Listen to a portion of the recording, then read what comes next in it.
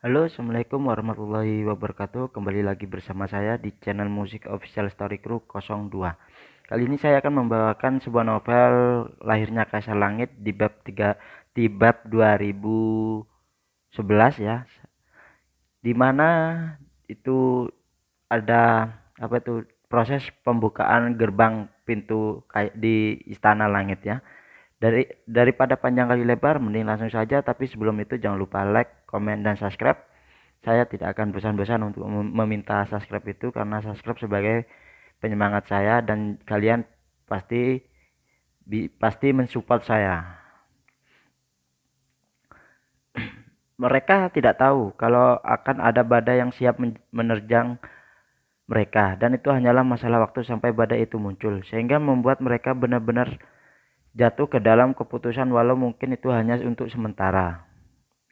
Benar saja, berselang hanya beberapa jam di malam itu, Lintian muncul di depan istana kehancuran bersama dengan Mujinger yang masih dengan malu mengikuti Lintian. Salam Kaisar, ucap para penjaga dengan hormat dan sangat saat melihat Lintian datang. Ya, jangan beritahu siapapun, aku kembali dulu. Sekarang aku ingin tahu di mana ibu dan permaisuriku. Tanya Lintian kepada para penjaga. Melapor ke Kaisar. Dari kemarin sampai sekarang, mereka sepertinya masih berada di taman pribadi mereka dan belum keluar sejak saat itu. Jawab para penjaga itu penuh hormat. Mendengar itu, Lintian mengangguk dan langsung masuk tanpa sedikit pun menoleh lagi ke belakang. Dua penjaga yang melihat ekspresi Lintian tahu kalau Kaisar mereka sedang marah. Apalagi saat mereka melihat Mujinger yang masih tertunduk malu di belakang Kaisar mereka. Sepertinya malam ini akan heboh lagi, ucap salah satu penjaga itu. Huh, aku juga merasakan hal yang sama denganmu. Apalagi setelah Kaisar melihat bagaimana penampilan permaisuri dan yang lainnya di dalamnya. Yang lainnya juga setuju dengan temannya itu, karena mereka tahu kalau Kaisar mereka sendiri orang yang jarang minum. Apalagi pesta-pesta seperti yang dilakukan para wanita di istana ini. Hanya akan membuat dia sangat kesal. Jadi di alam elemen dan es, dua kakek Lintian mendapatkan pesan agar mereka datang malam ini ke alam kehancuran. Tentu saat-saat seperti ini mendapatkan pesan dari Lintian membuat mereka berdua sangat bingung. Tapi karena cucu kesayangan, mereka yang meminta tentu mereka tidak menolak. Jadi karena itulah mereka langsung memberikan tanggung jawab kepada dua paman Lintian yang malang dan mereka langsung bergerak menuju alam kehancuran. Ah, benar. Benar-benar sangat nikmat. Menantuku yang baik, bagaimana jika kita tambah minum lagi? Tak Tanya Bayu yang terlihat sudah mengangkat botol anggurnya lagi. Iya, jawab Jingjing dan Mu Xuan Yin dengan penuh semangat. Di antara mereka, bertiga mungkin hanya Seng Cuir yang terlihat agar tidak tertarik dengan minum. Bahkan dia telah mencoba beberapa kali membujuk semuanya agar berhenti. Karena dia takut Lintian kembali dan memergoki mereka seperti ini pasti akan membuat Lintian sangat marah dan murka. Sayangnya dia diberikan anggur dengan paksaan oleh mertua dan juga neneknya. Membuat dia menjadi agak mabuk, tapi dia tidak terlalu mabuk. Hanya efek samping dari itu membuat dia langsung mau minum lagi dan merasakan pusing. Kakak, bukankah sebaiknya kita berhenti? Tanya Seng Cuir yang dengan cemas. Apa yang kamu cemaskan, adik? Tenang saja, suami kita tidak akan kembali untuk beberapa hari ini karena sibuk di negeri langit.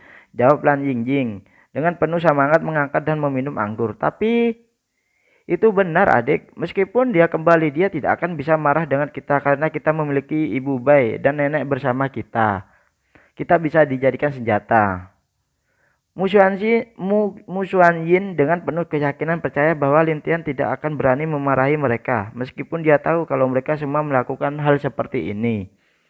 Tanpa dia ketahui, tentu keyakinan itu ada pada nenek dan ibu mertua mereka. Hanya saja mereka salah langkah. Lintian telah dibuat kesal oleh lima berandalan yang sekarang telah menjadi 6 berandalan. Dan dia juga sadar kalau wanita dan juga keluarganya yang lain sedang berpesta aneh di sini. Menambah kesalahannya, tentu dia tidak akan melepaskan wanita-wanita ini dan bagaimanapun cara mereka untuk membela diri nanti. Ho, jadi kalian pikir kalau aku takut kepada ibu dan nenekku? Begitu, ucap suara Lintian yang dingin terdengar di telinga mereka semua. Hih, Dengan kagetnya, semua wanita itu langsung menjatuhkan botol anggur mereka tanpa sadar dan berbalik badan secara serentak. Di mata mereka, mereka melihat sosok tampan dengan wajah dingin memandangi mereka dengan penuh amarah. Ih, itu suami kamu pulang, ucap Mu Xuanyin dengan agak gelisah. Ya, aku pulang istri-istriku yang baik, jawab Lintian dengan suara yang jelas dia marah. Itu ibu harus pergi dulu. Sepertinya jemuran ibu belum ibu angkat, ucap Bayu mencoba kabur. Ah, lihat nenek juga lupa kalau tadi sedang memasak dan apinya belum nenek padamkan. Mingbir juga sangat ingin kabur sekarang setelah melihat wajah cucu-cucunya yang terlihat sangat marah memandangi mereka semua. Tentu Feng Yin dan wanita lainnya juga mencoba untuk kabur, tapi mereka telah meremehkan bagaimana marahnya Lintian setelah mendengar laporan kelakuan mereka semua. Diam, berbaris dan berlutut di sini. Jangan ada yang kabur, berani kabur maka siap tanggung resikonya, teriak Lintian dengan kesalnya. Semua wanita itu sontak kaget dan buru-buru mengambil posisi berlutut menghadap ke arah Lintian. Karena mereka keluarga, tentu mereka sangat jelas bagaimana sikap Lintian jika dia sedang tegas. Jadi mereka tentu tidak berani sedikitpun merencanakan untuk kabur dari Lintian.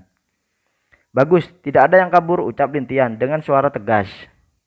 Mingbir biasanya sedikit tidak terkendali, benar-benar patuh seperti kucing yang baru saja ketahuan mencuri ikan. Bahkan Seng Cuir merasa sedih saat tahu kalau apa yang dia takuti benar-benar terjadi sekarang.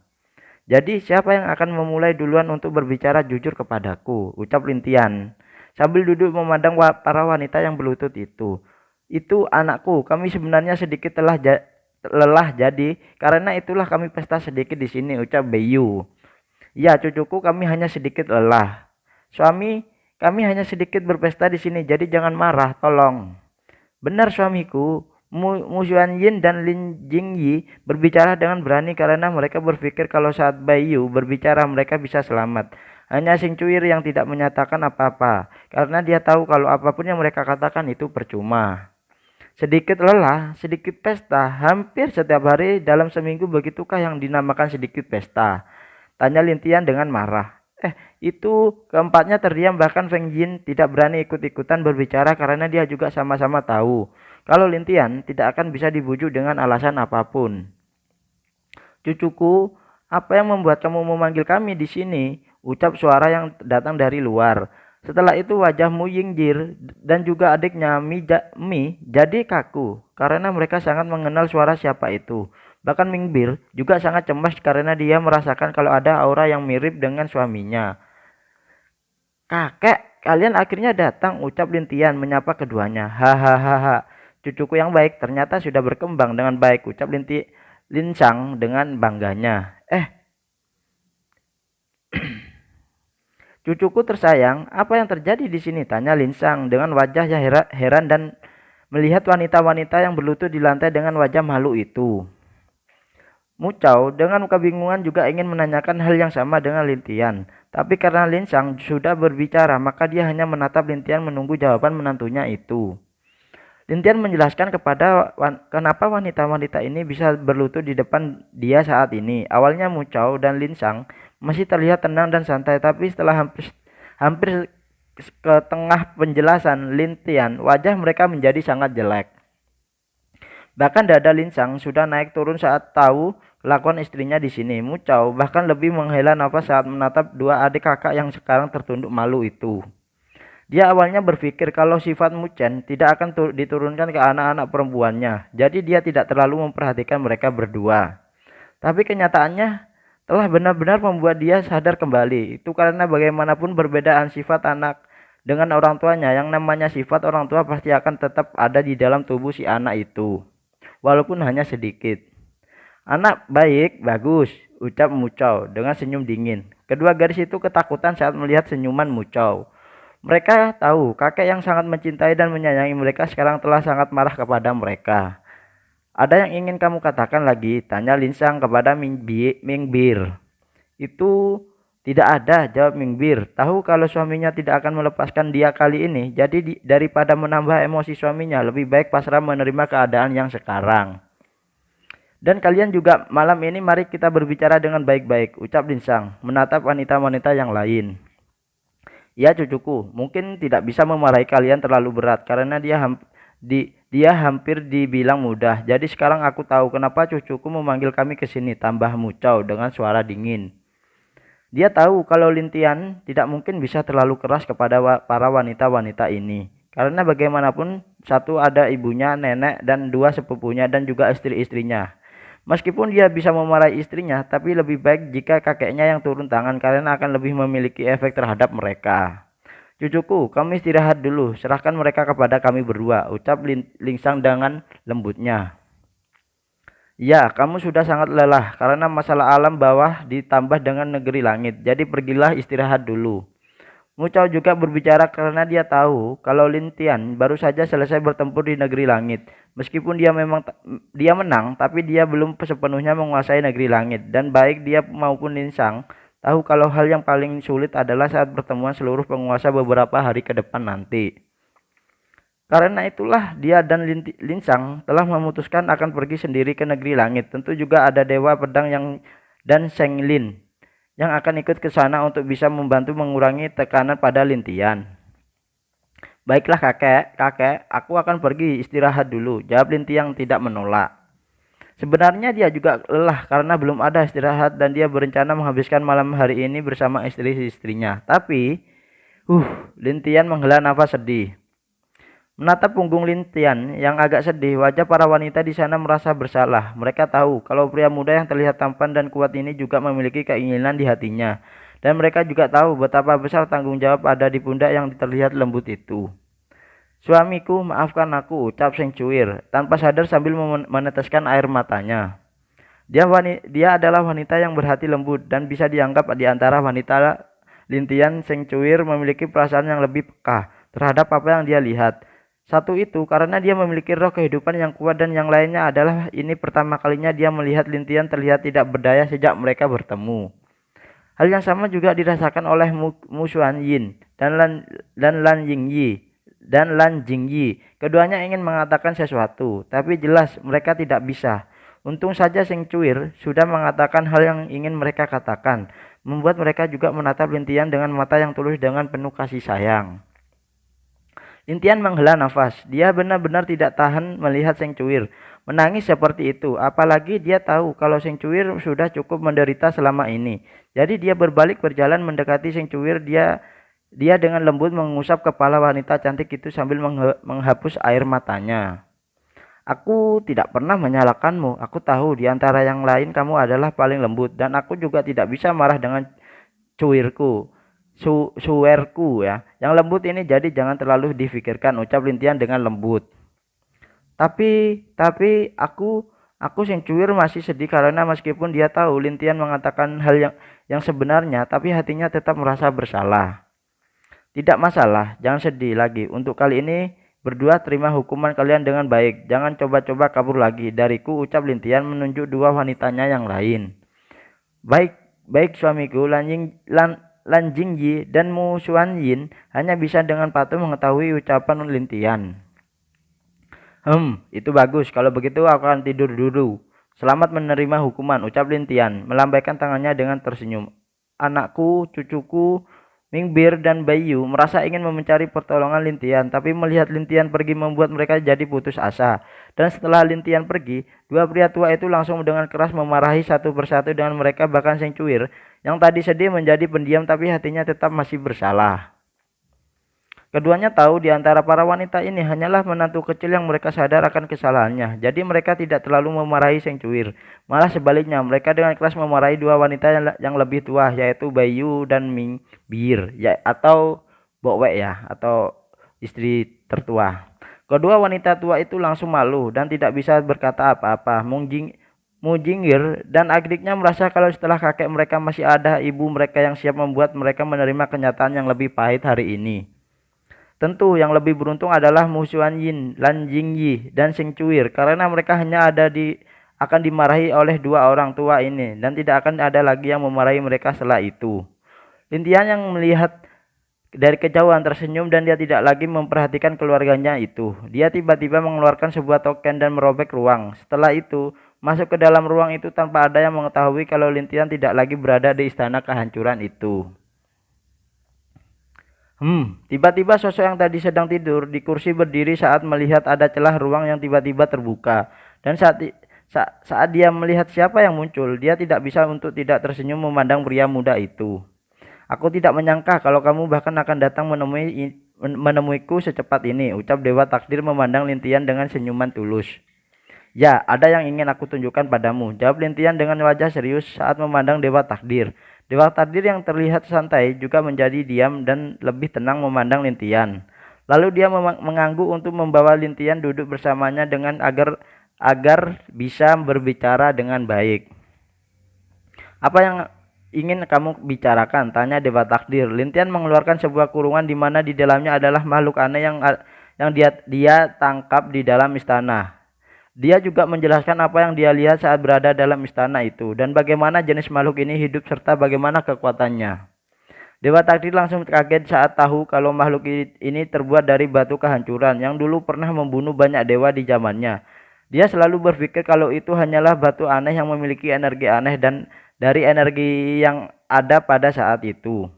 Maksudmu, ada kemungkinan 80% dewa kematian masih hidup.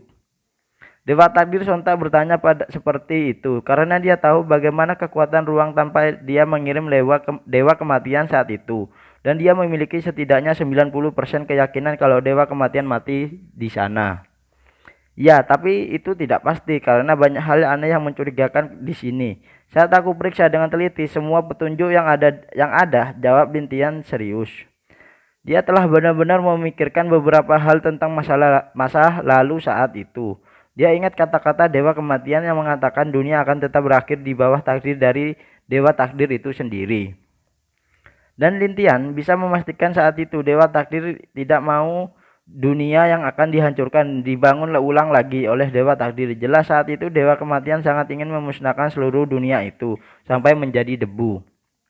Tapi dia tidak berharap kalau Dewa Takdir sampai muncul dan menggagalkan rencana yang telah dia buat saat itu.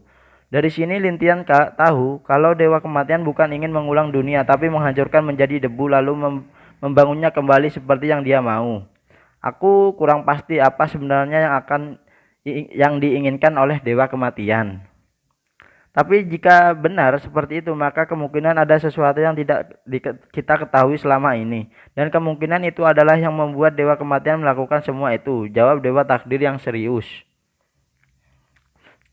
Setahu dia dari 8 dewa-dewi, hanya Dewa Kematian yang sangat pendiam dan juga berhati lembut terhadap berbagai makhluk hidup yang ada. Tapi anehnya secara tiba-tiba dia menyatakan perang dengan ingin menghancurkan seluruh dunia ini. Bahkan saat itu seluruh bawahannya juga ikut mati oleh meteor pemusnahan itu tanpa terkecuali. Ya, aku ingin tahu apa takdir yang kamu lihat saat itu sehingga ikut campur. Tanya Lintian yang membuat Dewa Takdir menjadi lebih berpikir keras. Dia tidak terlalu jelas karena saat itu takdir yang dia lihat tiba-tiba saja muncul di pandangannya. Dan takdir itu memperlihatkan Dewa Kematian yang membunuh seluruh makhluk hidup yang ada lalu membangun dunia di mana hanya yang kuat bisa berdiri dan menjadi penguasa untuk yang lemah dia akan mati di tangan yang kuat atau menjadi budak selamanya. Apa mata takdirmu itu didapatkan dari pintu putih yang dijaga oleh leluhur roh sekarang? Pertanyaan yang diajukan Lintian membuat Dewa Takdir terdiam dan untuk sementara waktu dia hanya mengangguk sebagai balasan bahwa yang sedang Lintian pikirkan dan Lintian tanyakan memang benar adanya. Sebenarnya apa isi dari pintu putih itu? Tanya Lintian. Aku tidak tahu. Saat aku masuk aku hanya melihat sebuah mata besar muncul di depanku. Lalu mata itu masuk ke dalam mataku dan menjadi satu denganku, jawab Dewa Takdir saat dia mengingat kejadian di saat dia berada di dalam pintu putih itu. Dewa Takdir menyebut pintu putih itu adalah awal dari peradaban atau sistem yang mengatur segalanya. Karena saat dia selesai mewarisi mata takdir, dia bisa mendengar suara aneh yang mengatakan kalau dia hampir tidak layak untuk mendapatkan mata takdir itu. Tapi karena hanya dia yang bisa masuk ke dalam, jadi mereka memutuskan memberikan mata takdir itu kepada dia. Setelah itulah dia bisa menjadi salah satu dewa-dewi yang terkuat di zaman dahulu. Apakah kamu pikir kalau kejadian saat kamu melihat takdir itu ada hubungannya dengan pintu putih itu? Itu aku kurang yakin. Dulu aku berpikir kalau pintu itu hanyalah tempat rahasia biasa.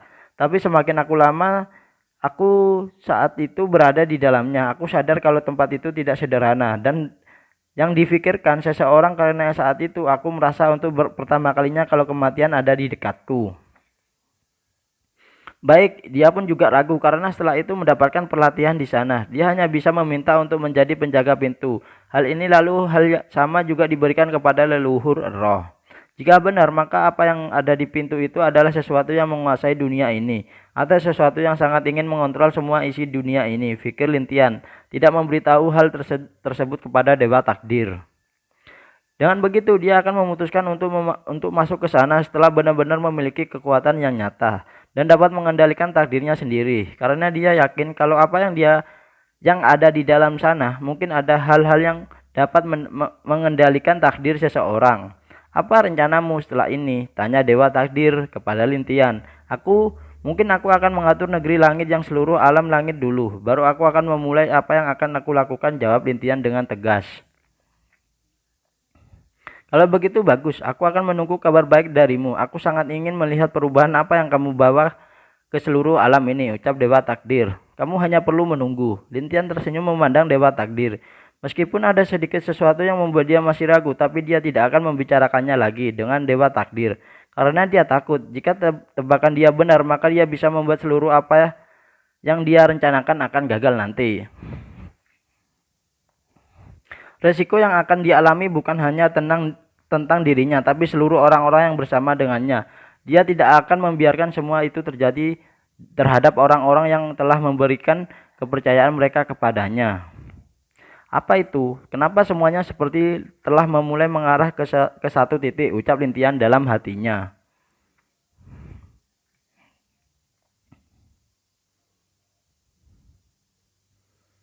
Apakah ada masalah? Tidak ada, hanya aku merasa kalau pria itu belum membuka segelnya. Dewa penghancur sedang duduk di kursinya dan di belakangnya ada sesuatu yang terlihat berdiri memandang dia. Tentu keduanya sudah sangat akrab dan mereka sudah mengetahui satu sama lain selama ini. Rencananya Dewa penghancur akan menunggu sampai segel dari alam langit menghilang. Tapi sampai sekarang segel itu tidak hilang, bahkan dia merasa kalau segel itu telah menjadi kuat. Hal ini membuat dia menjadi sedikit marah dengan apa yang dia lakukan Lintian. Mungkin dia telah mengetahui rencana kita. Tangani sosok itu. Tidak, meskipun dia kuat dan pintar, tapi dia tidak akan semudah itu mengetahui apa yang kita inginkan. Apalagi aku merasa kalau pria ini sedang mencari sesuatu, jawab Dewa penghancur dengan tegas. Kalau begitu mari kita tunggu sebentar, dan jika memang dia tidak membuka segel, maka kita bisa memulai dari tempat yang kita temukan itu, jawab sosok tersebut. Ya, hanya bisa begitu. Terima kasih sudah bersamaku selama ini, ucap Dewa penghancur secara tiba-tiba. Sosok itu terdiam saat mendengar ucapan Dewa penghancur. Bahkan dia untuk sesaat tidak dapat mengatakan apapun sebagai jawaban dari ucapan Dewa penghancur itu. Jangan terlalu sopan kepada aku. Yang ingin mengikutimu dan aku juga menginginkan apa yang kamu inginkan juga, jawab sosok itu setelah beberapa saat diam. Aku hanya berharap bocah itu tidak menghalangiku. Sosok tersebut mengangguk setuju dan ucapan dari Dewa Penghancur, bagaimana baik dia dan Dewa Penghancur tidak ingin Lintian mengganggu rencana mereka, dan mereka juga tidak ingin menjadi musuh dengan Lintian setelah mereka melihat bagaimana cara dia memimpin perang. Terjebak dalam cinta itu memang sulit untuk dilepaskan, ucap Dewa Penghancur dengan agak berat. Tapi cinta juga adalah senjata yang paling kuat teruntuk pasangan tersebut. Mendengar itu Dewa Penghancur hanya mengangguk. Dia sudah mengetahui kalau cinta itu seperti pedang bermata dua. Jika tidak bisa mengendalikan pedang itu, maka pedang sendiri akan memotong mereka atau tuan pedang itu menjadi debu, senjata makan tuan. Kenapa aku harus bernasib seperti ini? Pria dengan baju yang lusuh dan kotor tiba-tiba muncul dari dalam rawa. Pria itu tentu adalah Lin Guang yang telah terdampar karena diterbangkan oleh Mo Gui sebelumnya. Dengan keadaan itu, Lin Guang keluar dari dalam rawa. Hanya saat dia keluar, tangan kanan membawa mayat yang setengah sudah menjadi tulang keluar dari rawa itu. Kenapa mayat ini begitu aneh? Dan juga tulangnya kenapa itu berwarna perak Bukan seperti tulang biasa, pikir Ling Guang, melemparkan mayat itu ke atas. Dia memeriksa untuk beberapa saat, tapi dia hanya menemukan satu tulisan aneh yang tidak mengerti. Tulisan itu sangat kecil, bahkan jika orang-orang tidak terlalu memperhatikan dengan teliti, maka sangat tidak mungkin menemukan tulisan tersebut di tulang itu. Ais, untung saja mayat ini tidak kebal terhadap petirku, ucap Ling Guang. Saat dia terdampar masuk ke dalam rawa, dia secara tidak sengaja menemukan banyak mayat seperti ini. Bahkan untuk mengalahkannya mayat ini, dia harus menggunakan elemen petir dan apinya. Tapi ini juga tidak dapat menghancurkan tulang-tulang perak ini. Hanya dapat membuat monster ini lumpuh atau jiwa yang tersisa dalamnya menghilang. Dan dia juga sengaja untuk membawa satu mayat tulang ini agar bisa dilihat oleh Lintian itu. Hah? Kenapa hidupku sial sekali? Lihatlah pakaianku kotor dan juga wajah tampanku penuh dengan lumpur, ucap Lin Guang saat merasakan wajahnya yang kotor. Dia memasukkan mayat itu ke dalam cincin ruangannya, dan Ling Guang langsung mencari danau atau sungai yang ada di sekitar sana untuk membersihkan badannya. Swish, siapa itu? Apakah itu juga makhluk aneh yang dikatakan Kaisar? Ucap sosok hitam yang dimana dia adalah anak buah Mogui. Mungkin ayo kita tangkap dia, ucap yang lainnya. Boom. Weh, Ling Guang kaget dengan serangan tiba-tiba yang dilakukan oleh ketiga bawahan Mogui itu. Sial, kenapa kalian menyerangku? Tanya Ling Guang yang benar-benar terlihat sekesal menatap dua orang yang terbang di langit. Makhluk aneh ini bisa berbicara seperti kita. Keduanya terlihat kaget karena merasa kalau makhluk yang dikatakan oleh pemimpin mereka ini bisa berbicara. Mereka menebak kalau Ling Guang sebagai makhluk yang telah memiliki kecerdasan sendiri. Ini gawat, ayo tangkap dia.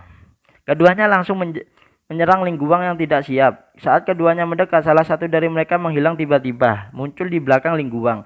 Sial, ucap Ling Guang yang mengayunkan kedua tinjuannya ke arah keduanya. Boom, Ling Guang tercengang saat tahu kalau keduanya tidak bermaksud menyerang, tapi mereka berdua ternyata ingin menyegel dia dengan sebuah jimat. Orang ini cukup kuat, sayangnya dia terlalu bodoh dan tidak tahu kalau kita hanya ingin menyegel dia, ucap salah satu dari dua orang itu. Iya, benar-benar bodoh itu. Ling Guang yang mendengar ucapan keduanya benar-benar kesal, tapi dia tidak bisa bergerak ataupun berbicara lagi karena seluruh tubuhnya lelah, benar-benar disegel oleh jimat itu.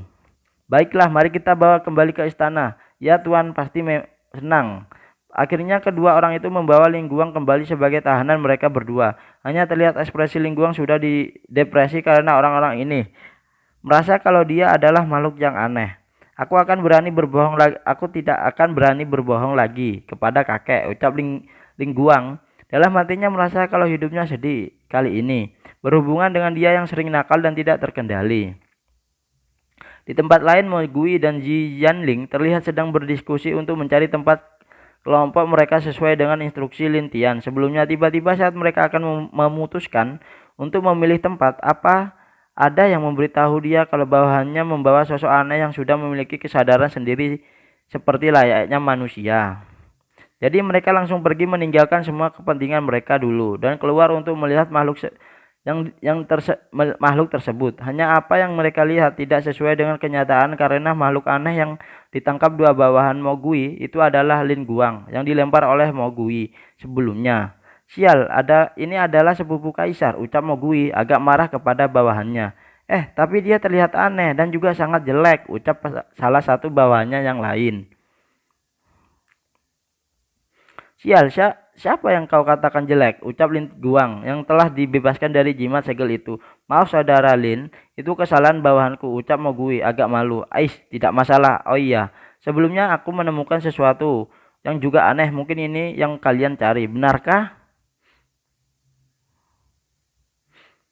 Ling Guang mengeluarkan mayat yang dia simpan tadi di hadapan Mogui yang lainnya. Wajahnya keduanya terlihat kaget saat melihat mayat dengan setengah tubuh dan tulang tersebut sudah gosong.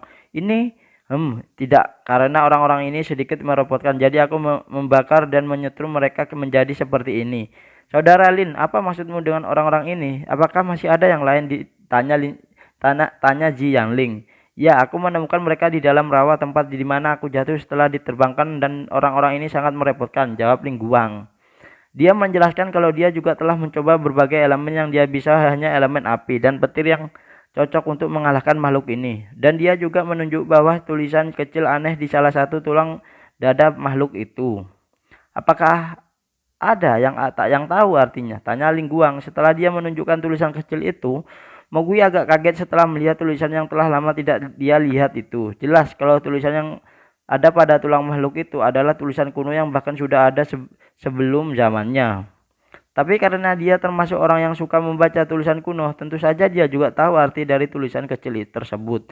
Keabadian ini adalah kutukan. Itu arti dari tulisan kecil yang ada dada makhluk aneh tersebut. Apa maksudnya dengan keabadian adalah kutukan? Lingguang terlihat bingung dengan maksud dari tulisan seperti itu. Karena kenapa abadi disebut kutukan? Dan juga siapa yang penulis kalimat bodoh ini dalam tulang pada makhluk aneh tersebut? Apakah kalian tahu kalau aku adalah orang yang hidup di zaman kuno? Kamu dari zaman kuno? Tanya Lingguang dengan kaget. Ya, kalau tidak bagaimana bisa aku mengerti arti dari tulisan kecil ini? Jadi apakah kamu tahu artinya? Tanya Ji Yanling, yang dari awal sudah tahu kalau Mowgli adalah orang-orang di zaman kuno. Ya, duduk di dunia pernah hidup. Dulu di dunia pernah hidup, ada suku penyihir yang hidup berada dengan para kultivator atau dewa seperti dia. Perbedaan dari penyihir itu adalah suka melakukan banyak hal buruk seperti melakukan eksperimen untuk menciptakan makhluk setengah manusia dan binatang. Mereka juga kadang sering mengutuk orang-orang yang dirasa tidak enak dipandang atau mereka benci. Pernah sekali di zaman itu para penyihir melakukan hal kotor yaitu dengan membedah dada perut seseorang lalu menuliskan tulisan seperti ini di tulang mereka sebagai kutukan yang kelak untuk disebutnya. Akibat dari semua perbuatan jahat mereka, seluruh makhluk dan para dewa memburu serta memusnahkan para penyihir di zamannya itu. Bahkan saat itu dia juga ikut dalam misi pemusnahan para penyihir tersebut. Sejak kehancuran para penyihir yang memusnahkan seluruh buku yang mengangkut penyihir, tidak ada lagi yang mungkin mengungkit atau hal aneh seperti kutukan yang aneh di dalamnya bermunculan. Apakah mungkin kalau mayat ini dari zamanmu? Tanya Lingguang. Tidak mungkin. Zamanku telah sepenuhnya hancur dan bahkan saat itu sudah pasti kalau tidak ada lagi suku penyihir di dunia ini. Apalagi aku sendiri memerintahkan bawahanku untuk memeriksa keadaan alam langit dan sampai menerusnya. Mowgli tentu tidak akan percaya kalau suku seperti itu masih ada karena dia tahu sepertinya kalau suku itu benar-benar musnah dari dunia ini ditambah dengan kehancuran dunianya yang membuat dia penuh dengan keyakinan yang tenang tentang masalah tersebut. Jadi, jika kamu bukan suku penyihir, lalu siapa yang membuat hal seperti ini? Lingguang agak ragu dengan perkataan Mowgli. Jika benar suku penyihir telah lama hilang, lalu siapa yang akan dapat membuat hal seperti ini? Ji Yanling terus memperhatikan tulang perak makhluk tersebut. Dia akan menggunakan cara untuk meneliti umur tulang itu. Tulang ini benar-benar sudah sangat lama, kemungkinan karena sesuatu hal yang berwarna perak ini. Dan menurutku ini harusnya ada sejak zaman Kaisar Langit dulu, ucap Ji Yanling dengan serius. Maksudmu? Hal ini ada di sekitar Kaisar Langit masih berkuasa, tapi bagaimana bisa? Lingguang bahkan lebih linglung karena mendengar mayat ini berasal dari zaman Kaisar Langit dulu. Setahu dia sebelum ada kejadian mayat seperti ini di seluruh alam langit selama itu. Jangankan kejadian, berita yang aneh-aneh pun tidak pernah dia dengar. Ayolah, bagaimana bisa di saat zaman Kaisar Langit masih ada? Jika sejak dulu dia sudah pasti Kaisar Langit tahu masalah ini bukan? Atau kalian berpikir kalau dialah dari dalangnya? Dari tiba-tiba Lingguang berhenti melanjutkan kalimatnya. Dan ketiganya tiba-tiba saling pandang satu sama lain. Wajah mereka tampak sangat kaget. Apalagi Mowgli yang baru-baru ini memberitahu Lintian juga dia pernah mendengar dari bawahannya kejadian aneh di alam langit. Apakah kalian juga mencurigai hal yang sama denganku? Tanya Lingguang kepada dua orang itu. Ya, hanya saudara Ji belum tentu apa yang kita lihat adalah kenyataan, ucap Mowgli dengan serius mengingatkan Ji Yanling. Aku tahu, tapi semua ini benar-benar belum bisa dipastikan bukan? Ji Yanling sebenarnya tidak mau menerima kalau semua yang terjadi ini berkaitan dengan Kaisar Langit sebelumnya, meskipun dia kurang menyukai sifat lembut dan kurang tegasnya dia saat itu. Sudahlah, mari kita membiarkan adikku yang mengambil kesimpulan, ucap Lingguang, yang mengerti bagaimana perasaan Zi Yanling sebagai penjaga alam langit. Ya, hanya itu yang bisa kita lakukan sekarang, jawab Mogui dan Zi Yanling tanpa menolak. Selanjutnya Mogui dan Zi Yanling memerintahkan para bawahannya untuk pergi ke rawa tempat Lingguang menemukan mayat itu, dan mereka diminta untuk menjaga tempat itu sampai Lintiang kembali lagi di negeri langit. Lingguang yang sedang berjalan di istana dan dilihat oleh banyak orang dengan tatapan yang aneh. Awalnya dia belum sadar kenapa orang-orang ini memandangi dengan tatapan seperti itu. Pada akhirnya dia baru ingat kalau seluruh tubuhnya penuh dengan lumpur dan juga wajahnya juga sangat jelek sekarang. Sial, aku lupa, ucapnya sambil berlari kabur disaksikan oleh banyak penjaga dan pelayanan istana yang baru saja dikirim oleh keluarga oleh keluarga 3 jenderal. Setelah itu dia membersihkan tubuhnya. Lingguang langsung keluar dari istana dan berencana untuk kembali ke halaman elemen. Tapi ya semua itu berubah saat dia mendapatkan undangan dari Bing Zhao dan yang lainnya.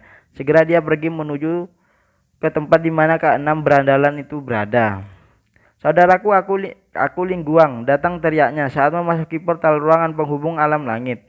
Ais, kenapa saudara tuan semuanya seperti itu, ucap Mogui saat menatap kepergian Lingguang. Ya, sebaiknya kita tidak ikut dalam kenakalan orang-orang ini, kata Zi Yanling yang berada di samping Mogui. Lintian kembali dia pergi hari ini. Setelah dia selesai mengobrol dengan Dewa Takdir, setelah dia kembali dia hanya melihat para wanita masih duduk dengan keadaan yang persis sama saat sebelum Lintian pergi. Semuanya tertunduk malu dengan omelan dari 2 kakek Lintian yang terlihat masih marah dengan sikapnya. Para wanita itu, sepertinya mereka sudah sedikit sadar, tapi aku akan masih harus memperhatikan ibu dan juga nenek-nenek, pikir Lintian, menatap 2 wanita yang berdiri di paling depan. Lintian juga kalau ibunya Baiyu adalah pelaku utama dari semuanya yang terjadi di sini, karena bagaimanapun sifat bayi kecil pasti dia turunkan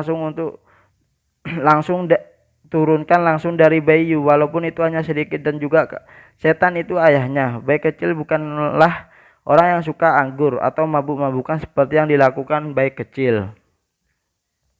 Apa kamu sudah beristirahat dengan baik, nak? Tanya Lingsang saat melihat Lintian berjalan mendekatinya. Ya kakek, aku sudah beristirahat dengan baik, jawab Lintian dengan lembut. Anakku, ibu mengaku salah dan ibu janji tidak akan mengulanginya, ucap Baiyu, menatap Lintian dengan wajahnya sedih. Lintian agak aneh saat melihat tatapan ibunya yang menyedihkan itu, karena biasanya ibunya ini selalu bersikap dingin dan tegas di dalam banyak orang, dan dia pun jarang melihat sikap ibunya yang menyedihkan ini. Ibu, ayah angkat pernah mengatakan kepadaku agar kamu tidak minum lagi. Jika dia kembali dan kamu ketahuan masih minum, maka mungkin ayah angkat tidak akan kembali lagi, ucap Lintian dengan serius. Setidaknya itu wajah Baiyu langsung ketakutan dengan ucapan Lintian tersebut. Bagaimanapun dia adalah seorang wanita yang juga membutuhkan kasih sayang suaminya, dan juga suaminya benar-benar tidak akan kembali lagi setelah tahu sikapnya masih tidak berubah. Bisa-bisa suaminya itu pasti akan pergi lagi. Anakku, aku mohon jangan katakan ini kepada ayah angkatmu, ucap Baiyu memohon kepada Lintian.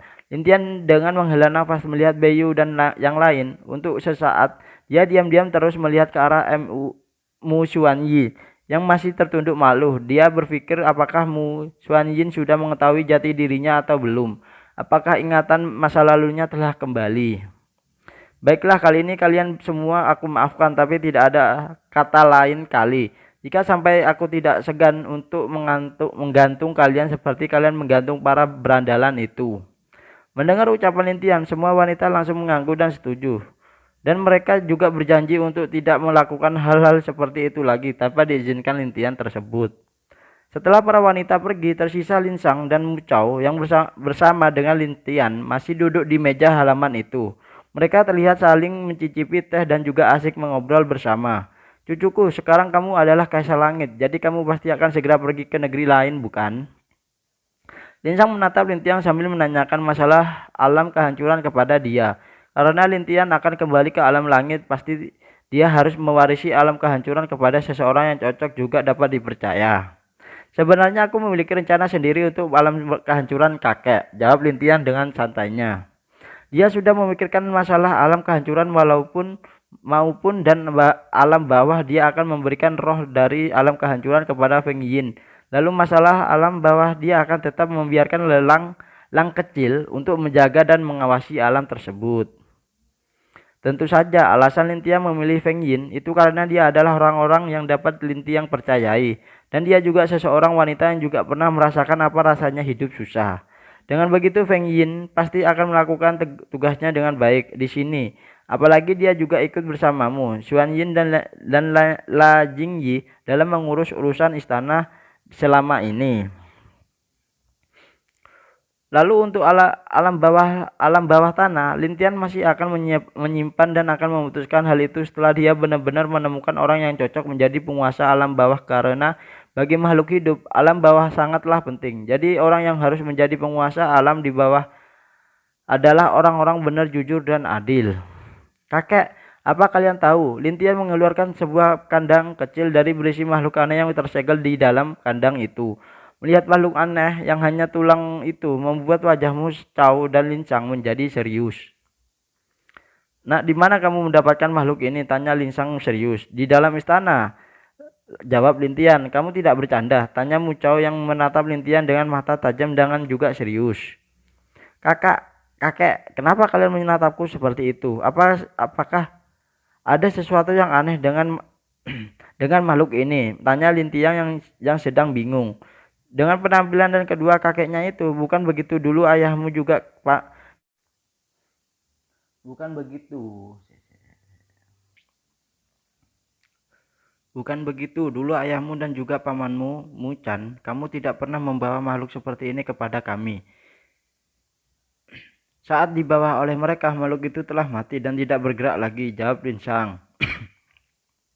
Apa? Ayah dan paman pernah menemui makhluk seperti ini? Lintiang kaget mendengar kalau ayah dan pamannya pernah membunuh makhluk seperti ini. Dia sebelumnya bahkan tidak bisa membunuh makhluk aneh ini dengan kekuatan elemennya. Jadi bagaimana ayahnya dapat membunuh makhluk aneh seperti itu? Ya, tapi bedanya dia masih memiliki daging dan hanya setengah tulang yang terlihat. Walaupun begitu, ada saat-saat ayahmu mengatakan terpaksa menghancurkan makhluk aneh itu dengan menelan dan memurnikannya di dalam dimensi melahap miliknya saat itu. Jelas Linsang kepada Lintian. Sama dengan Lintian, ayahnya Lindong pernah mencoba untuk membunuh makhluk dengan tulang perak ini. Tapi semuanya itu gagal dan dia terpaksa menelan semua makhluk aneh itu ke dalam dimensi melahapnya. Sambil perlahan melahap seluruh energi yang dimiliki oleh makhluk itu sebelum akhirnya makhluk tulang aneh menjadi debu. Lintian yang mendengar cara ayahnya untuk membunuh makhluk ini kaget. Ternyata ada beberapa golongan dari perwujudan makhluk tulang tersebut. Karena Lintian juga mempunyai elemen melahap, jadi dia langsung mencoba hal yang sama dengan dilakukan oleh ayahnya dulu. Memang benar kalau energi dari makhluk tulang itu terhisap oleh elemen melahapnya, tapi itu benar-benar sangat lama. Bahkan sudah beberapa menit, belum 1% dari energi itu dapat dilahap. Apakah kamu tahu nama makhluk ini? Aku tidak tahu, kakek, jawab Lintian. Ayahmu memberi nama monster tulang perak perlahap karena warna tulang makhluk ini serta kekuatan yang suka melahap hidup serta energi orang lain, jawab Linsang serius. Kakek, apakah aku bisa menemui paman Mu Chan untuk membahas ini? Tanya Lintian. Lupakan pamanmu adalah orang yang aneh. Lebih baik kamu tidak menanyakan hal ini kepada dia. Lebih baik kamu buka segel alam langit dan pergi tanya ke ayahmu. Lintian yang mendengar saran kakeknya terdiam untuk beberapa saat. Bukan dia tidak mau membuka segel itu, tapi dia masih memiliki kecurigaan terhadap tujuan dari dewa penghancur itu. Karena itulah dia masih belum membuka segel alam langit. Dia merasa kalau mungkin tujuan dari dewa penghancur adalah dunia dewa itu sendiri. Baiklah, aku akan kembali, tapi mungkin aku hanya bisa kembali dengan bentuk klon-klon, jawab Lintian. Setelah dia berpikir untuk sementara waktu. Ya, kamu harus berhati-hati karena setiap langkahmu mungkin sedang diawasi oleh orang-orang itu. Muchan mengingatkan Lin Tian karena dia sekarang adalah Kaisar Langit, pasti setiap gerakannya akan diawasi oleh para penguasa. Maupun orang-orang misterius itu, Lin Tian juga mengerti dengan nasihat kakeknya. Jadi setelah mengobrol sebentar dan mengatakan kalau dalam beberapa hari lagi akan ada pertemuan antara alam. Keduanya berjanji untuk hadir di sana. Tepat waktu keduanya setuju pergi karena bagaimanapun yang akan menjadi Kaisar Langit adalah cucu mereka. Di mana mungkin mereka mau membiarkan Lin Tian diganggu oleh para penguasa dan tua bangka dari berbagai alam itu. Setelah itu Lin Tian langsung memanggil petinggi seluruh alam kehancuran untuk membahas rencana yang akan dijalankan dalam beberapa jam setelah undangan Lin Tian keluar seluruh kepala keluarga. Pemimpin sekte, raja dan petinggi alam kehancuran langsung pergi menuju istana kehancuran. Di sana Lin Tian menjelaskan kalau dia akan memberikan tahtanya kepada Feng Yin. Tapi sang Feng Yin mendengar hal itu, dia langsung menolak karena dia hanya akan mengikuti Lin Tian pergi ke negeri langit. Walaupun Lin Tian memaksanya untuk jadi penguasa, Feng Yin tetap bersikeras menolak. Bahkan dia hampir menangis di depan Lin Tian. Akhirnya Lin Tian menyerah memaksa dia dan berpikir lagi untuk mencari penguasa baru di alam kehancuran ini. Kaisar, bagaimana jika leluhur Lan? Dia lebih sedikit otak, tapi dia adalah orang yang cocok untuk posisi itu. Ucap leluhur Yan kepada Lin Tian. Sial, siapa yang kau katakan sedikit otak? Teriak leluhur Lan, kesal memandang leluhur Yan. Ya, benar apa yang dikatakan saudara Yan. Kaisar, aku juga setuju. Karena meskipun dia lebih muda dari kami, tetap saja dia lebih baik sedikit daripada kami, walaupun memang sedikit bodoh. Leluhur Gu juga berbicara saat itu, yang membuat leluhur Lan kesal dengan ucapan pria itu. Dan semakin banyak orang yang setuju dengan leluhur Lan menjadi penguasa alam kehancuran selanjutnya di depan Lin Tian. Baiklah leluhur Lan, kamu akan menjadi penguasa baru dari alam kehancuran ini, ucap Lin Tian. Menatap leluhur Lan dengan senyum. Sial, mereka jelas menjebakku karena mereka tahu jika mereka menjadi penguasa baru, maka mana mungkin mereka bisa bebas berkeliaran. Dalam pikiran leluhur Lan, hanya itu alasan semua leluhur itu mau suka rela menyerahkan tahta Kaisar kehancuran kepada dia. Leluhur Lan panggil Lin Tian. Saat melihat leluhur Lan masih diam dan kesal memandangi leluhur lainnya. Kaisar, bisakah mencari orang lain? Tidak mungkin, teriak semua orang di sana secara serentak, bahkan sebelum Lin Tian akan menjawab. Sial, kalian ingin berkelahi dengan orang tua ini? Hayo, teriak leluhur Lan kesal. Tua bangka, hormati keputusan kami. Bagaimanapun di antara kami di sini kamu adalah orang yang paling muda, jawab leluhur Gu dengan senyum menggoda di wajahnya. Sial. Leluhur Lan, karena mereka semua memilihmu, maka aku memutuskan kamu untuk menjadi penguasa selanjutnya. Jadi, dari alam kehancuran ini, jangan menolak atau nanti aku panggil Lan Jingyi untuk mengobrol dengan kamu sejenak, ucap Lin Tian, yang langsung membuat leluhur Lan mengecilkan lehernya. Jika cucunya ke sini, tentu dia tidak akan dapat melawan cucunya. Itu karena bagaimanapun dia menyayangi Lan Jingyi dan jarang menolak apa mau Lan Jingyi. Dan jika Lan Jingyi menangis di depannya, itu hanya akan membuat leluhur Lan menjadi malu di depan banyak orang.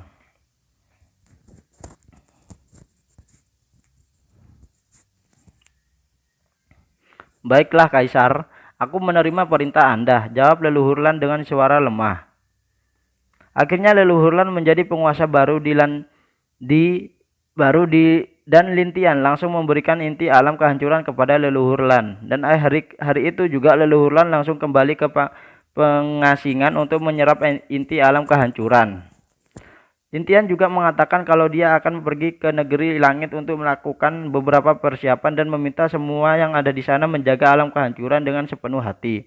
Setelah itu selesai Lin Tian mengumpulkan keluarga untuk membawa mereka kembali ke negeri langit. Suami, apakah kita akan tinggal di negeri langit sekarang? Tanya Seng Cuir dengan penuh penasaran.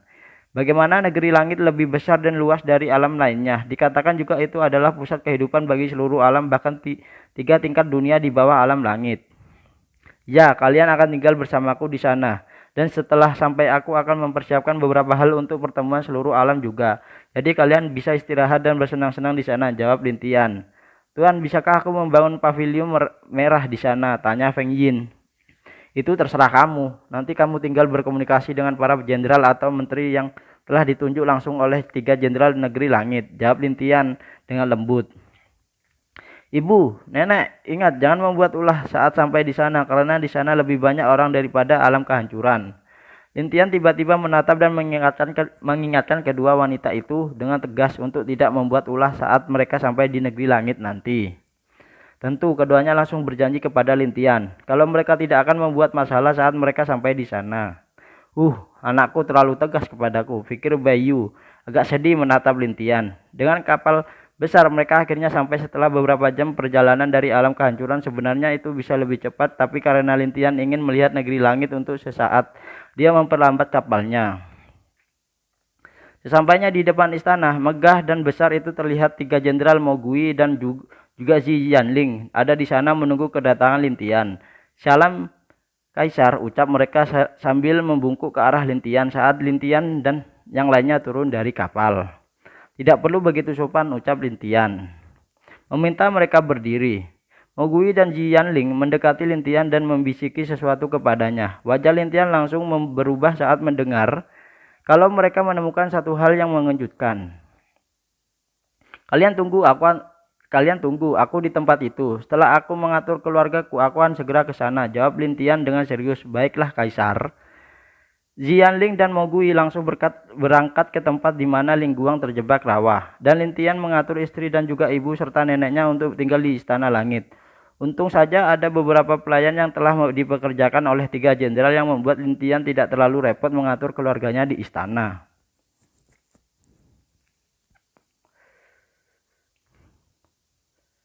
Lintian segera pergi ke tempat di mana Zi Yanling dan Mogui berada setelah dia selesai mengurus keluarganya di istana. Saat Lintian sampai di tempat yang telah dikatakan oleh Mogui, membuat dia cukup terkejut karena dia tidak menyangka kalau hal-hal yang ditemukan itu berada dalam sebuah rawa yang tampak biasa saja ini.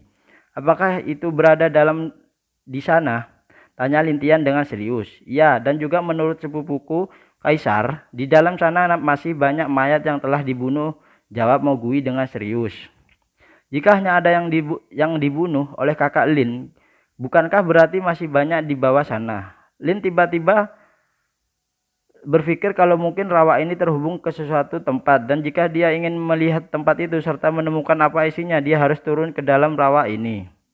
Hanya sepertinya itu bukanlah hal yang baik, karena jika dia turun sendiri itu pasti sedikit akan memakan waktu, sebab dia tidak jelas ke dalam rawa yang ada di depan matanya ini. Kaisar, apakah kita hancurkan saja? Tanya Mogui. Hancurkan? Baiklah Mogui, kamu hancurkan dan aku akan memasang arai di sini agar tidak ada satupun yang dapat melihat kejadian di sini, jawab Lintian setelah memikirkan solusi tercepat. Baiklah Kaisar. Akhirnya Lintian memasang arai besar yang menutupi area 3 km di sekitaran di sana, dan juga setiap sudut dijaga oleh pasukan Mogui dan juga Zi Yanling. Itu untuk mencegah ada yang masuk ke dalam sini dan mengetahui apa yang ada musuh yang masukkan ke dalam area ini. Baiklah, semua siap, ucap Lintian kepada Mogui. Aku mulai. Mogui bersiap-siap menggunakan kapak besarnya untuk membelah rawa tersebut. Dan setelah perintah Lintian turun, dia langsung menebas kapak besarnya itu ke arah rawa tersebut dengan kuat. Boom, rawa itu terbelah setelah ditebas oleh Mogui dengan kapak besarnya. Lintian dan Zi Yanling langsung gemetar saat melihat apa isi dari rawa yang telah dibelah oleh Mogui itu. Ini banyak sekali, dan ada sebagian dari mereka masih dirantai sambil menanggung siksaan yang begitu kejam, ucap Zi Yanling melihat banyak tubuh yang telah dirantai serta terus-menerus dikirimkan energi aneh melalui rantai itu. Itu yang lebih kejamnya adalah tulang dada mereka itu terbuka, terlihat jelas meskipun Lintian berada jauh di atas tempat itu. Ditambah salah satu rantai itu benar-benar dipasang tepat di tulang dada mereka dengan begitu kejam. Membayangkan betapa sakitnya mereka saat-saat masih hidup membuat Lintian benar-benar sangat marah. Di bagian atasnya ada beberapa mayat yang seperti dikatakan oleh Mogui dibunuh oleh Lin Guang sendiri saat itu. Kaisar, ini wajah Mogui juga sangat marah saat melihat itu semua. Sepertinya yang kamu duga, kemungkinan goa tempat orang-orang itu menghilang kemungkinan adalah arah dari sisi bawah untuk menuju ke bawah rawa ini, ucap Lintian dengan serius. Dia juga melihat ada sebongkahan meteor yang besar, satu rumah berada tempat tidak jauh dari para mayat yang diikat lantai itu. Saat Lintian dan juga dua lainnya turun bersamaan. Kaisar, meteor ini benar-benar masih ada, ucap Mogui dengan gemetar menatap meteor pemusnah tersebut. Lintian juga menatap meteor itu dengan ekspresi yang tidak dapat dijelaskan. Untuk sementara dia benar-benar bingung dengan semua yang ada di sana, karena semuanya tidak sesuai dengan apa yang dia pikirkan selama ini, ditambah dengan adanya meteor pemusnah yang cukup besar di tempat ini. Itu telah membuktikan kemungkinan ada meteor yang seperti ini di seluruh alam langit, atau mungkin seluruh dunia. Apakah benar-benar semua ini adalah pembuatan Kaisar Langit, pikir Lintian. Tuan, apa yang seharusnya kita lakukan? Mowgli tidak tahu harus melakukan apa. Karena setahu dia, meteor ini sangat sulit untuk dihancurkan. Hanya di zaman kuno lah Dewa Kematian menabrakkan meteor tersebut ke planet lainnya yang membuat meteor itu hancur. Aku akan melahapnya, ucap Lintian serius. Jika dia melakukan hal yang sama dengan Dewa Kematian dulu, maka sama saja dia tidak menghargai seluruh makhluk hidup di planet yang akan dia korbankan itu. Jadi dia membuat pilihan yang berbahaya, yaitu mencoba menelan secara langsung dengan kekuatan melahapnya. Boom! Dengan lahapnya. Kalian tidak sopan, ucap suara aneh yang tiba-tiba terdengar dari dalam meteor itu.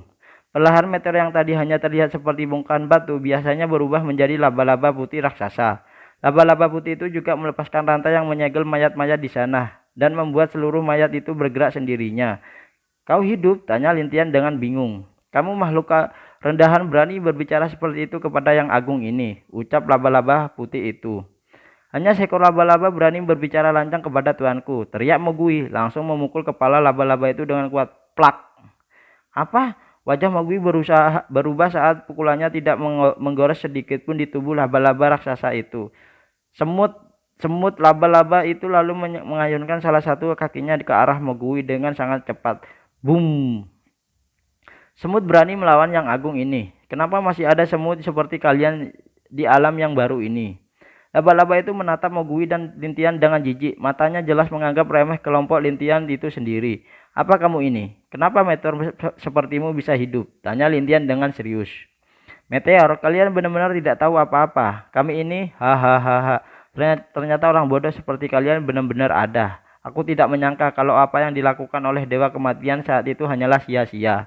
Ucap laba-laba itu dengan tawa yang menghina. Apa maksudmu? Karena kamu akan mati, akan ku jelaskan apa yang kami ini. Laba-laba itu mengatakan kalau mereka ini bukanlah batu meteor biasa. Mereka bisa dibilang sebagai makhluk tertinggi yang berada jauh di atas para dewa. Dan mereka adalah makhluk yang pertama yang lahir di dunia ini atau alam semesta ini. Sayangnya mereka butuh waktu lama untuk membentuk wujud mereka yang sebenarnya. Dan mereka memiliki tuan atau raja di antara mereka di zaman dulu. Tapi karena pembuatan salah satu dewa tertinggi saat itu, akibatnya tuan mereka menjadi hancur. Menjadi dua bagian dan mereka juga terbang ke segala dunia akibat ulah dewa tersebut. Untungnya dewa yang lain tidak menghancurkan dunia saat itu. Dan dia hanya mengubah dunia tanpa menghapus semua peradaban saat itu. Jika semua hal itu terjadi, mungkin baik dia dan tuan mereka tidak akan menjadi seperti ini.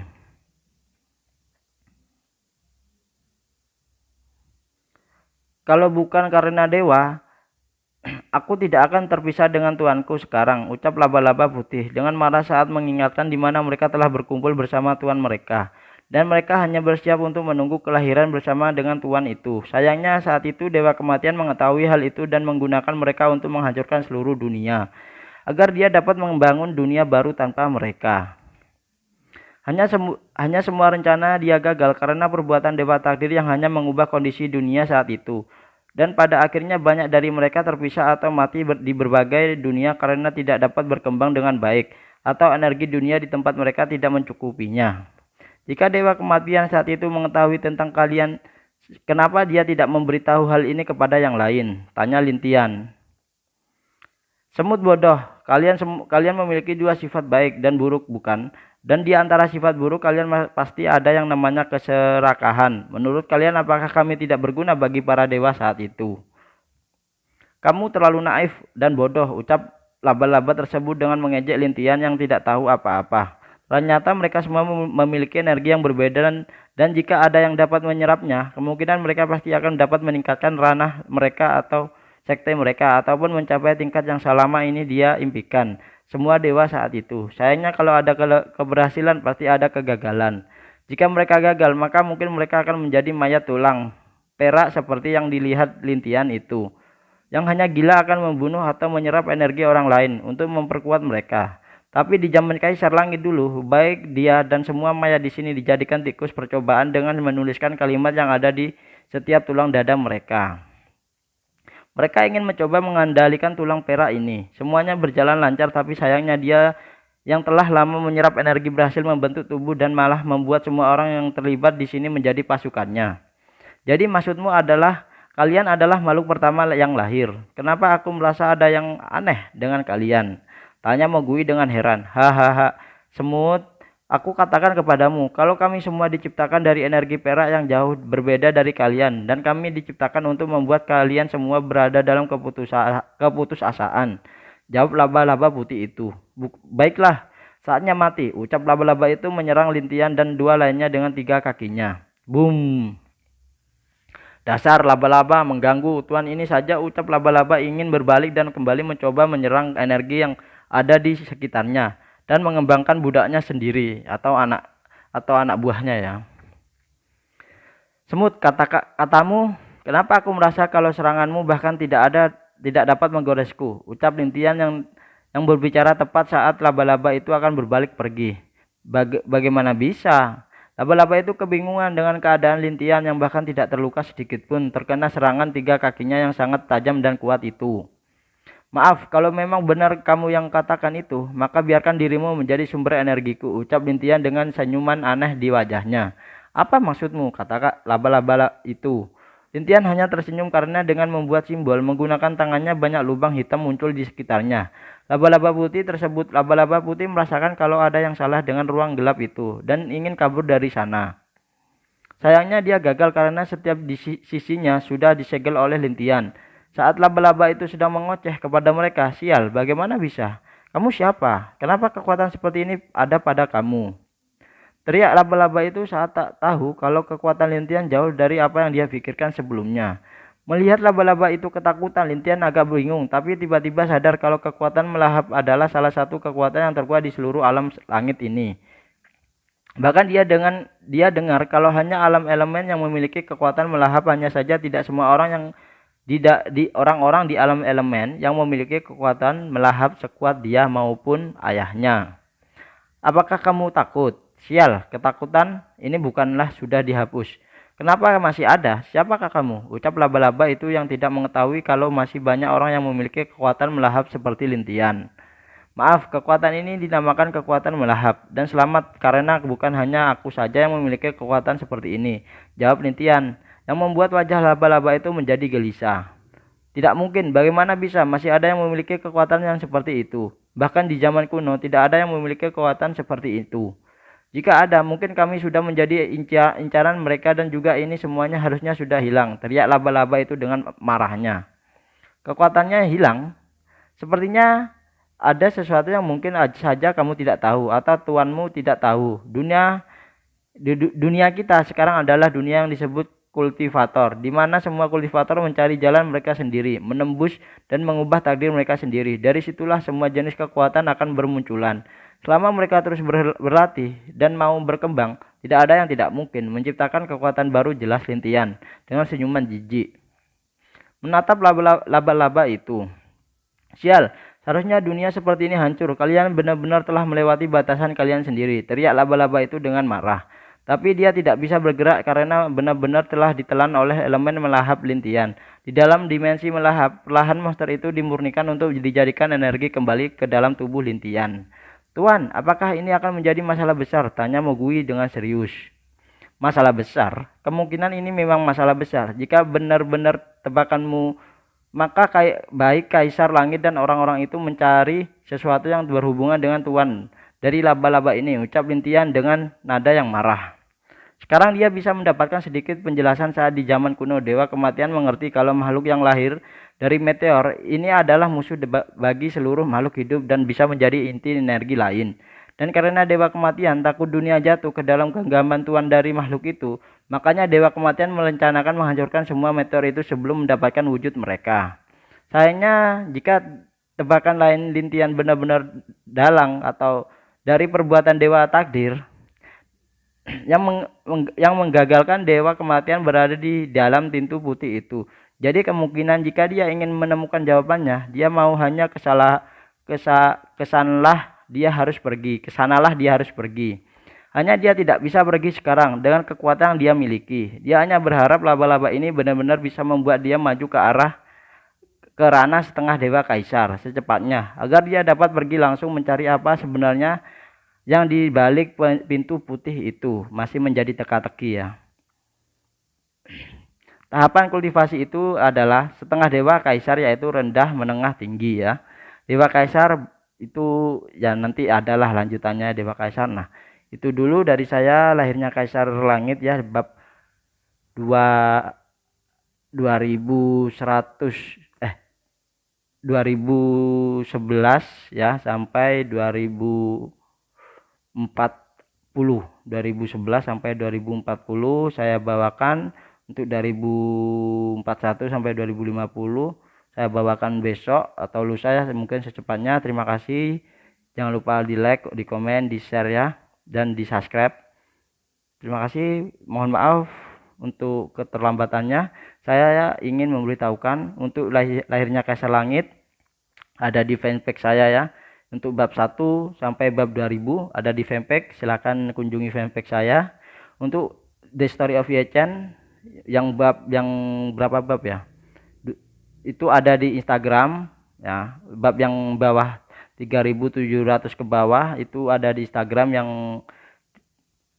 apa itu ya, sedikit lah di Instagram, tapi yang terbanyak ada di fanpage. Kunjungi juga fanpage saya. Mohon maaf apabila tidak berurutan, tapi semua sudah saya upload, jadi mohon lebih teliti untuk mencarinya ya, karena semua sudah saya upload, sudah nggak ada datanya lagi, semua sudah saya upload di sana. Jika nggak ada, berarti yang ke band itu yang nggak ada itu ya, karena saya download, saya langsung upload ya. Jadi mohon maaf jika tidak berurutan, dan mohon maaf jika nggak ada. Nah, jadi itulah ya seadanya. Untuk bab yang terbaru ada di sini. Oke, terima kasih. Wabillahi taufiq walhidayah. Wassalamualaikum warahmatullahi wabarakatuh.